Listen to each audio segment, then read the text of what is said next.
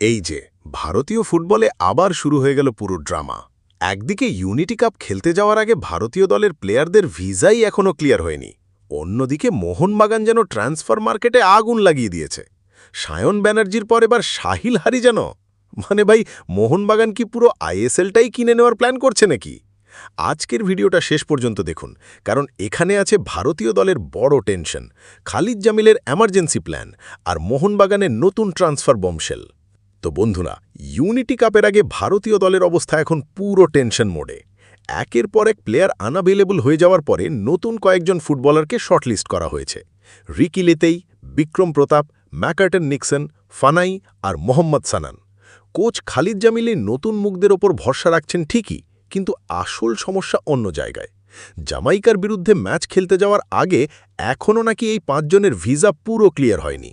মানে ভাই, ম্যাচ দরজায় দাঁড়িয়ে আর এখনও পেপারওয়ার্ক শেষ না। এটাই কি প্রফেশনাল প্রিপারেশন? বিশেষ করে মোহাম্মদ সানানকে নিয়ে ফ্যানদের এক্সাইটমেন্ট ছিল তুঙ্গে, কিন্তু এখন সবাই শুধু একটাই প্রার্থনা করছে, ভাই, প্লেয়ারগুলোকে আগে দেশে পৌঁছতে দাও। আর এদিকে আইএসএলে চলছে আরেক বড় খেলা। কয়েক ঘন্টা আগেই খবর এসেছিল ইস্ট বেঙ্গলের তরুণ তারকা সায়ন ব্যানার্জি নাকি মোহনবাগানে জয়েন করতে চলেছেন। আর এবার সামনে এলো আরও বড় খবর। রিপোর্ট অনুযায়ী মোহনবাগান ম্যানেজমেন্ট নাকি ইতিমধ্যেই সাহিল হারিজানের রিপ্রেজেন্টেটিভসের সঙ্গে ইনিশিয়াল টক্স শুরু করে দিয়েছে। মানে ভাই, বাগান এবার থামার মুডে নেই। একদিকে অলরেডি স্ট্রং স্কোয়াড, তার ওপর আবার ইয়াং ইন্ডিয়ান ট্যালেন্টস টার্গেটিং। এভাবে চলতে থাকলে অন্য ক্লাবগুলোকে হয়তো শুধু বসে বসে দেখতেই হবে। সোশ্যাল মিডিয়াতে কিন্তু এখন থেকেই ফ্যান ওয়ার শুরু হয়ে গেছে।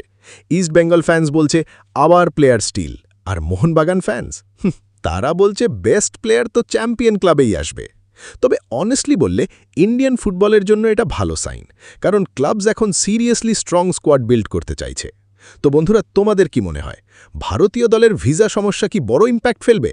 আর সাহিল হারিজান যদি মোহনবাগানে জয়েন করেন, তাহলে কেমন হবে এই সাইনিং? কমেন্টে নিজের ওপিনিয়ন জানাও। ভিডিওটা ভালো লাগলে লাইক করো, শেয়ার করো তোমার ফুটবল লাভার বন্ধুদের সাথে, আর ইন্ডিয়ান ফুটবলের সব বড় আপডেট সবার আগে পেতে চ্যানেলটি সাবস্ক্রাইব করে নাও। আমি আবার ফিরছি নতুন ফুটবল ড্রামা নিয়ে।